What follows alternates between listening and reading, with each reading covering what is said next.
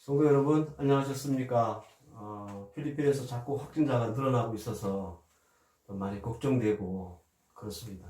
특별히 안전과 건강에 여러분 많이 유의하시기를 바랍니다. 오늘 저와 여러분들이 함께 나누실 하나님의 말씀, 구약 성경 두 군데서 보겠습니다. 사무엘상 19장 18절과 사무엘상 20장 17절입니다. 먼저 사무엘상 19장 18절을 같이 읽습니다. 다윗이 도피하여 라마로 가서 사무엘에게로 나아가서 사울이 자기에게 행한 일을 다 전하였고 다윗과 사무엘이 나연으로 가서 살았더라. 그리고 사무엘상 20장 17절입니다. 다윗에 대한 요나단의 사랑이 그를 다시 맹세하게 하였으니 이는 자기 생명을 사랑함 같이 그를 사랑함이었더라. 아멘. 사람들에게는 누구나 예기치 못한 일들이 생기게 마련입니다. 보통 그 예기치 못한 일이라고 하면 주로 나쁜 일이죠. 어려운 일, 힘든 일, 그런 겁니다. 코로나도 아마 우리가 예기치 못했던 일에 속할지도 모르겠습니다. 누구든지 자신의 인생을 살면서 이렇게 나쁘고 힘든 예기치 못한 일들이 생기기를 원치 않습니다. 그러나 희한하게도 우리가 원치는 않지만 누구에게나 이런 예기치 못한 일들은 찾아온다라는 거지요. 어느 날 갑자기 건강을 잃거나 돈을 잃거나 사업을 잃거나 혹은 직장을 잃을 수도 있습니다. 사랑하는 사람을 잃을 수도 있고요. 혹은 자녀의 문제나 부부의 문제나 이런 일들이 예기치 못하게 우리를 아프게 하고 힘들게 하고 어렵게 할 수 있다라는 겁니다. 다윗도 그 예기치 못한 일들을 당한 사람 중에 하나입니다. 저는 이 예기치 못한 일들이 이 다윗에게 찾아와서 또 갑자기 도망을 가야 되는 그런 삶을 살아가는 다윗의 뒤를 쫓아보려고 합니다. 그리고 참 황망하잖아요. 그리고 갑자기 이런 일을 당했으니까 답답하기도 하고, 그래서 도망을 하는데 이 도망하는 다윗의 뒤를 우리가 쫓으면서 그가 어떤 삶을 살았고 또 도망하는 다윗에게는 어떤 하나님의 은혜가 주어졌는지 나눠보려고 합니다. 우리도 인생을 살다 보면 원치 않는 일이 생기잖아요. 힘든 일도 생기고 아픈 일도 생겨요. 그럴 때 오늘부터 함께 나눌 이 다윗을 생각하면서 그런 어려움을 만날 때 잘 이겨내고, 그리고 또 하나님이 주시는 은혜를 온전히 붙잡을 수 있는 우리 성도들 되었으면 좋겠습니다.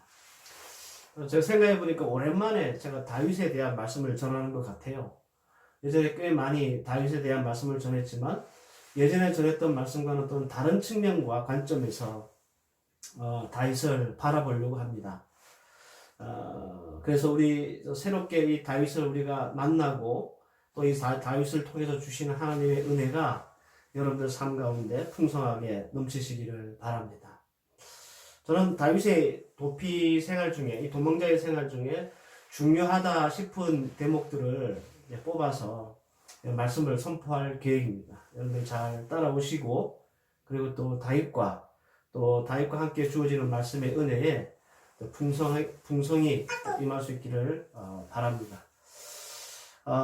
다윗의 도피 생활에 대한 말씀을 듣기 전에 전반적으로 우리가 다윗의 생애를 이해해야 될 필요가 있습니다. 몇 가지 제가 추려드리면, 우선 다윗의 생애는요, 왕이 되기 전과 왕이 된 후로 크게 나눌 수 있습니다. 이제 사무엘상 16장부터 사무엘하 4장까지가 왕이 되기 전, 이스라엘의 왕이 되기 전입니다. 그리고 사무엘하 5장부터 열왕기상 2장까지가 이제 왕이 된 이후에 다윗의 모습들이 기록되어 있습니다. 그리고 또 작게 이 다윗의 생애를 우리가 좀 더 분석을 해보면 도망자의 생활 10년간의 이 삶을 우리는 또 분석을 할 수 있는데, 보통 1기, 2기, 3기 이렇게 다윗의 도망자의 삶을 나눕니다. 한 10년 정도 그렇게 시간이 지나는데요. 오늘은 그 다윗이 도망했던 그 도피 생활 일기, 제일 초창기에 대한 말씀 중에 첫 번째 말씀을 전하려고 합니다. 10년이라는 기간은 결코 짧은 기간이 아닙니다. 더군다나 극도의 긴장과 또 앞이 보이지 않는 미래와 편치 못한 하루하루의 삶을 살면서 우리가 10년을 보냈다고 생각을 해보세요. 보통 사람 같으면 아마 정신병이 들을 정도로 아주 힘든 그런 시간이었을 거다라고 우리가 충분히 추측할 수 있겠죠. 다윗이 뭐 그렇다고 죄를 짓거나 잘못을 해서 도망자가 된 게 아니잖아요. 그래서 다윗은 어쩌면 더 억울하고 더 분했을 수도 있습니다. 오늘 본문은 본격적인 도피 생활에 사실은 속하지 않아요.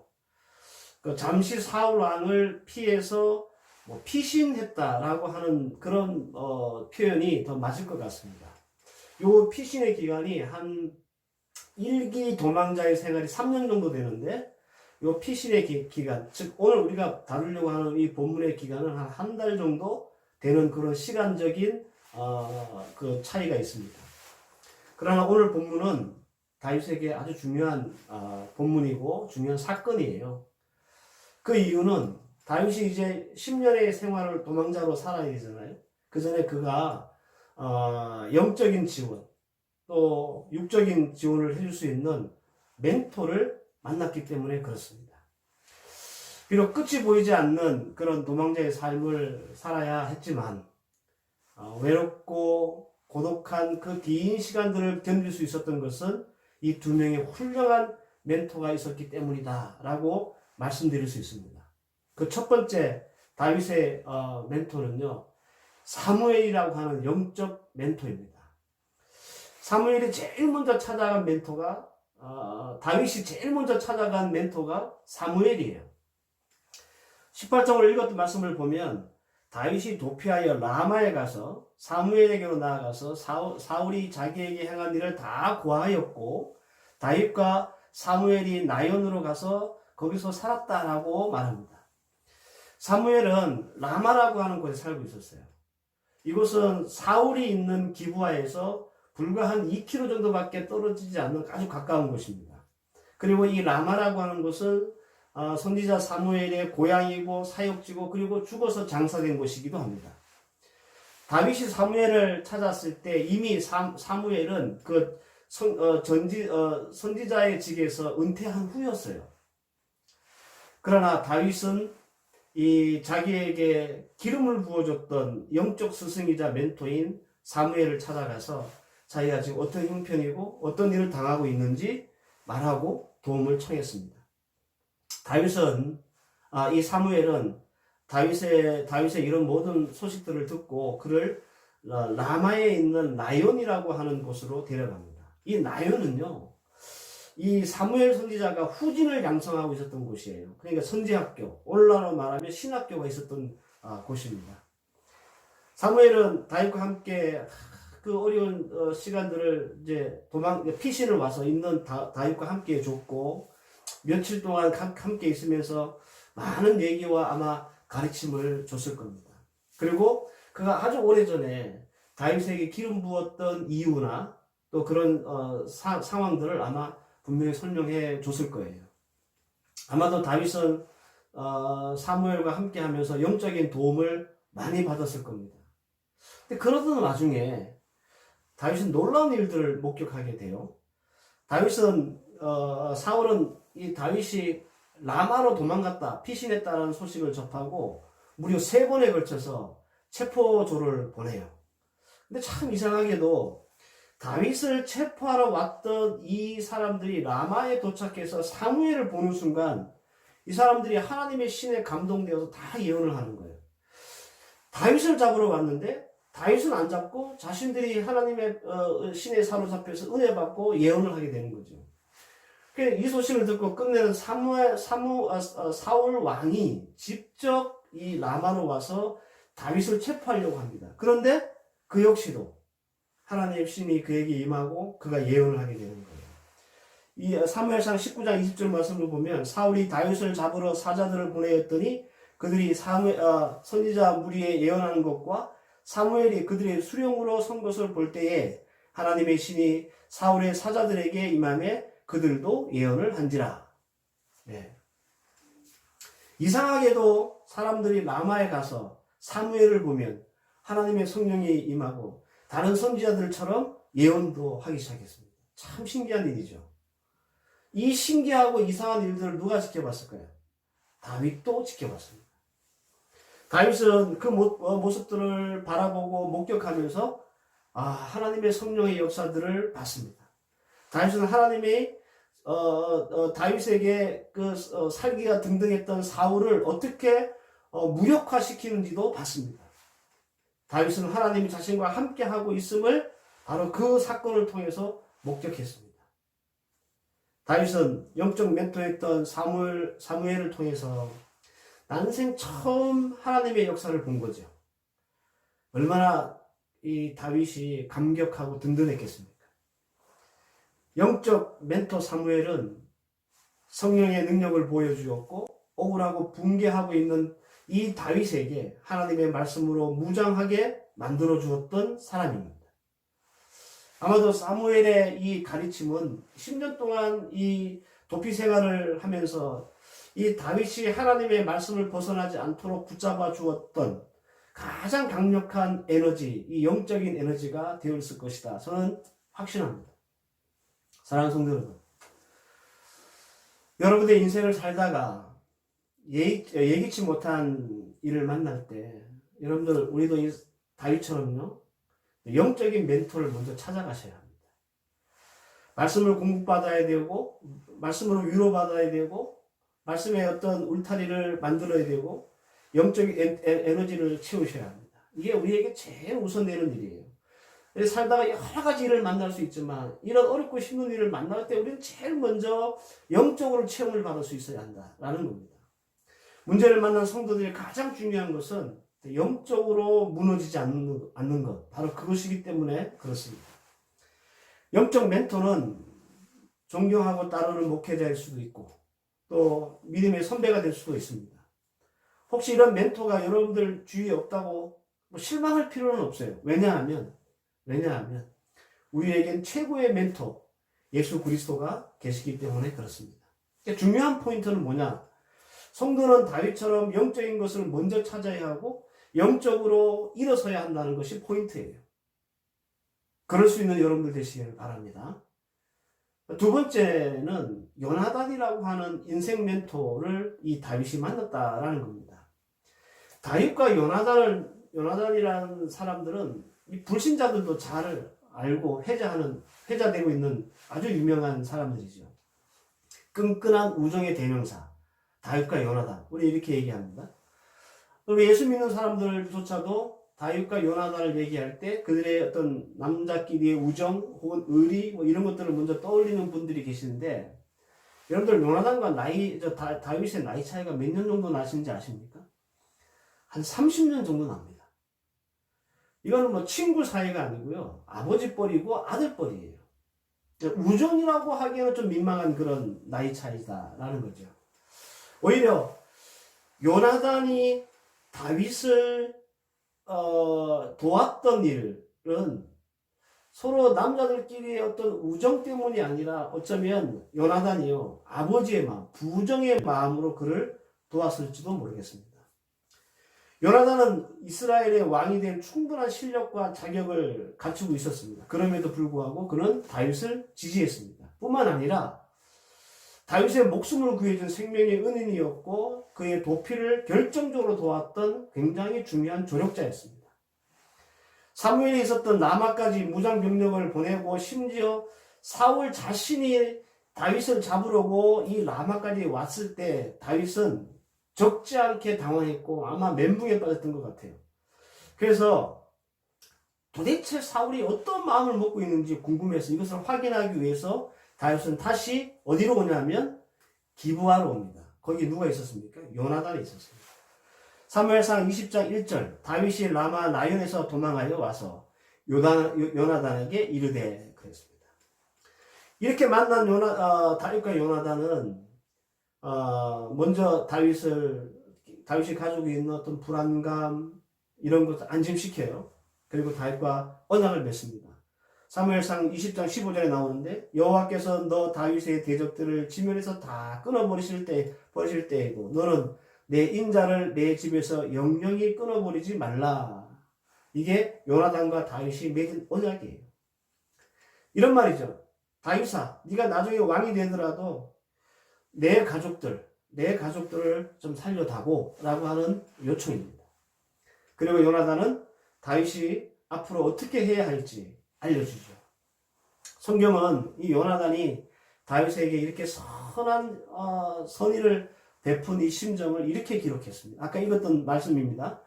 사무엘상 20장 17절 말씀에 요나단이 다윗을 사랑함으로 그로 다시 맹세케 하였으니 이는 자기 생명을 사랑한 같이 그를 사랑함이었더라. 마치 아버지가 아들을 자기 목숨처럼 사랑하듯이 다윗에게 요나단의 사랑도 그러했다. 그런 말입니다.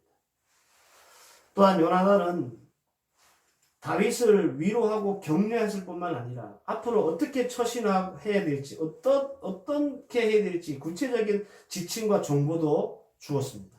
사실 요나단이 다윗의 도피 생활을 시작하게 했고 열었다 라고 해도 될 만큼 아주 지대한 영향을 미친 사람이 바로 이 요나단입니다. 결론을 놓고 보면 다윗은 정말 요나단을 잘 찾아간 겁니다. 그리고 요나단은 다윗에게 충실한 멘토가 되어 주었고 다윗의 인생의 결정적인 역할들을 이 요나단이 감당합니다. 성도 여러분, 예기치 못한 일로 우리가 참 어찌 해야 될 바를 알지 못할 때 우리에게 사무엘과 같은 영적인 멘토 그리고 요나단과 같은 인생의 멘토 이 두 멘토가 있다면 우리 또한 다윗처럼 안전하게 도피 생활을 시작하고 할 수 있었고 그 흔들리는 믿음을 아마 붙잡아 줄 수 있을 겁니다. 인생을 살면서 여러분들 우리 주위에 신실한 하나님의 사람들이 많고 그런 사람들을 우리가 만날 수 있다면 이건 여러분들 축복입니다. 축복 중에 축복입니다. 저 우리 성도들에게 사무엘과 같은 영적인 멘토 그리고 요나단과 같은 인생의 멘토를 만날 수 있기를 주의 이름으로 정말 간절히 축원합니다. 그러나 저는 이 대목에서 한 가지 짚고 넘어가고 싶은 부분들이 있어요. 우리는 통상 훌륭한 멘토는 훌륭한 멘티를 만든다. 멘티라고 하는 말은 그 가르침을 받는 사람을 말하거든요. 이렇게 얘기합니다. 이게 정확히 맞는 말입니다. 훌륭한 멘토는 훌륭한 멘티를 만듭니다. 그러나 여러분 이렇게 한번 생각해 보십시오. 만약에 다윗이 사무엘과 요나단을 찾지 않았다면 만약 다윗이 이 두 사람이 필요 없거나 도움이 안 된다고 생각했다면 어떻게 되었을까? 여러분 이게 만약이라고 하는 가정을 제가 말씀을 드렸지만 우리가 이 다윗이 이 궁지에 몰린 이 다윗이 가지고 있었던 입장들을 우리가 생각해 보면 충분히 생각할 수 있는 합리적인 의심입니다. 왜냐하면 앞서 제가 말씀드렸던 것처럼 사무엘은 이미 그 선지자 직에서 은퇴한 후였어요. 소위 말하면 이빨 빠진 소랑이었다는 거예요. 그 사무엘은 궁지에 몰린 다윗에게 실질적인 도움을 줄 수 있는 형편과 입장도 아니었다라는 겁니다. 그리고 여러분들 요나단은 어떻습니까? 다윗과 친분이 있었습니다.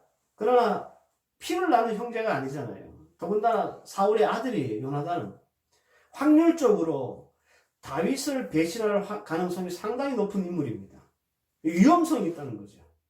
옛날에는 참 친했지만 이렇게 긴박한 일이 발생했을 때 그 옛날에 그 친분이 계속 유지될 수 있을까라고 하는 의심을 다윗이 할 수 있었다 그런 말입니다.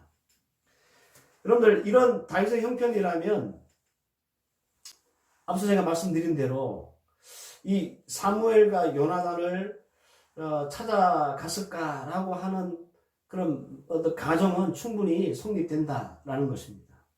그럼에도 불구하고 이런 위험성이 있는데도 불구하고 다윗은 사무엘과 요나단을 찾았습니다. 무슨 말이냐 하면 훌륭한 멘티였던 이 다윗 때문에 사무엘이라고 하고 사무엘과 이 요나단은 훌륭한 멘토가 될 수 있었다. 그런 말이에요. 그렇다고 뭐 사무엘이나 요나단이나 능력이 의심되거나 과소평가한다는 그런 말은 아닙니다. 아무리 사무엘과 요나단이 훌륭한 인품과 영적 능력을 갖춘 그런 멘토이라 할지라도 다윗이 찾지 않았다면 멘토로서 그들의 그 훌륭함은 드러나지 않았을 것이다 라고 하는 말씀입니다. 달리 말씀드리면 다윗의 믿음과 결단이 훌륭한 멘토를 만나게 했고 훌륭한 멘토링을 받게 했다라고 하는 말씀입니다. 이걸 좀 더 확대해서 우리 삶 가운데 적용을 해보면 이렇게 적용할 수가 있습니다.